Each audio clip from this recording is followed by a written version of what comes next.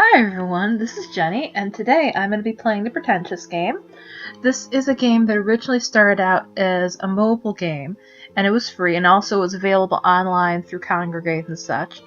And then there was a PC port, and the PC port was a little bit expensive.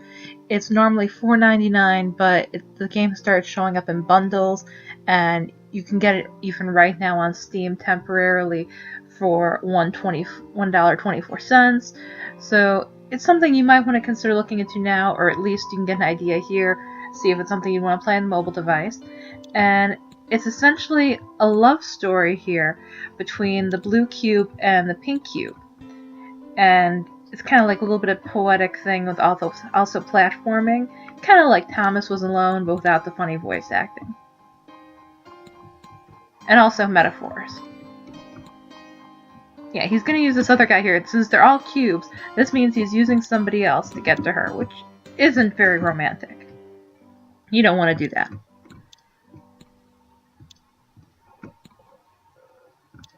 And here we've got fires represented by a little triangle. It's dangerous. You just don't want to touch that right now. Eventually you can, but... This is more of a tutorial area, and you can kind of see, it's difficult to tell, but that one part there is kind of opaque where you can see it would go through. It's kind of an interesting mechanic. You know, I could almost see it, some parts of this, how it would work better on mobile. Like this part here, you probably just touch with your finger to make it disappear, but right now I had to use a mouse to do so. The only thing is, I don't like sometimes when they have these transparent sections, because in some areas it's easy to see that you need to end up going through there and to do it and get to there. I don't know why that didn't work. Like here I have to drag. I think this would have worked better on a touchpad. There.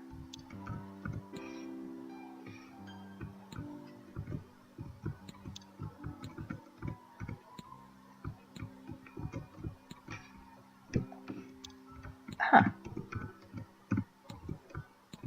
You know, this worked before. There we go.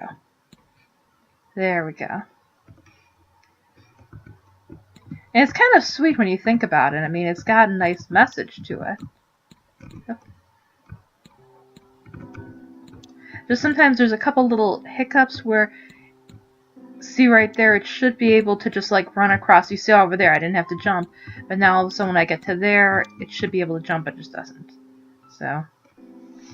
And I do kind of like there's some mechanics like here where it says I can wait, love is patient. So what it's doing is it's giving you a hint about how to solve the puzzle.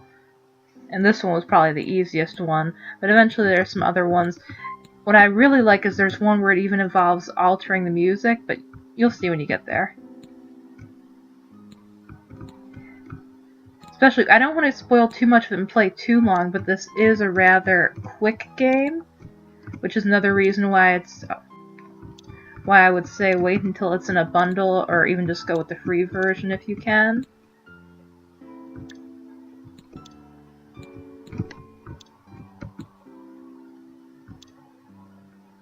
And it really starts getting interesting about the second chapter.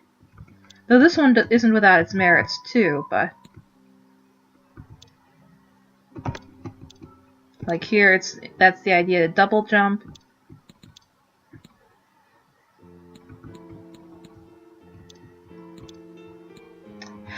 And there it is. It's all sad. He didn't end up getting to be with that one, so now she has little baby cubes with another gray cube. And you know, can you blame her? Because sometimes the silver foxes are pretty good looking. So now that that's done, we're going to go ahead to chapter select. I'm going to start chapter 2 anew. There are only 4 chapters in the game right now. Apparently there might end up being updates. What I'm going to do is I'm just going to take you through a little bit of chapter 2. I'm not going to show you the whole chapter. Don't want to spoil anything for you. But I do want to show you how the gameplay mechanics change as you get further in the game.